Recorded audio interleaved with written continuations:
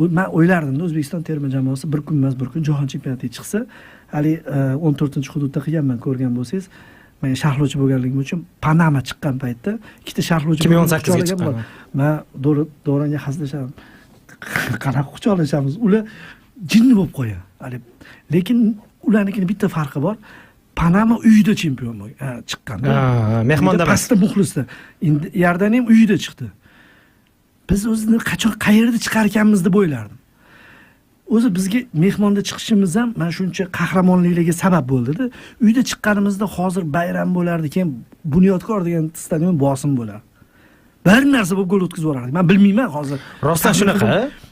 Nima qahramonlik ko'rsatsa, shu safarda bo'lgan-ku eng zo'r o'yinlar, eng zo'r gollar, o'sha Birlashgan Arab Amirliklaridan bir marta o'sha Qosimov pasi bilan Shatskiy urib kelgan paytda ham safarda bo'lganda 99-yilga bormasa bo'lar ekan o'sha Osiyo chempionatiga. Lekin o'shanda yutib kelganmiz. Eronni ham bu yoqda yutganmiz. Bu bir marta bo'ladi. Qanaqa chekiga tushadi bilmaydi va zo'r tomoni mana endi o'sha eng futbolchilarimizga bosim yuklaydigan Bunyodkorga kelib turib bayram bo'ladi endi. O'sha bayramga kelib turibdi, maza qilib o'ynashadi. Shu bu yoqda bo'lmagani ham bir hikmati bo'ldi deb o'ylayman.